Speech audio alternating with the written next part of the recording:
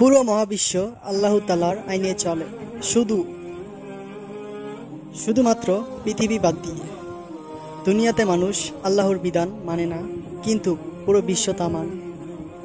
এই মহাবিশ্বের প্রত্যেকটি তারা, নক্ষত্র, গ্যালাক্সি এবং কি গাছ পাতা, প্রত্যেকটা পাতার সবাই আল্লাহ তাআলাকে মানে এবং আল্লাহ তাআলা গাছের পাতাও একটি আল্লাহর হুকুম ছাড়া চলে না।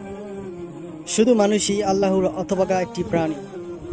আল্লাহর খেয়ে, আল্লাহর জমিনে থেকে, আল্লাহর বাতাস থেকে শ্বাস নিয়ে, আল্লাহর দেওয়া পানি পান করে, আল্লাহর দেওয়া অর্থ সম্পদ রিজিক ভোগ করে আল্লাহর জমিনে আল্লাহর বিরোধী আইন চালু করে দিয়েছে। এটা হচ্ছে অকাট্য সত্য কথা যে আমরা আল্লাহর জমিনে আল্লাহর খেলাফতের দায়িত্ব পালন করছি না।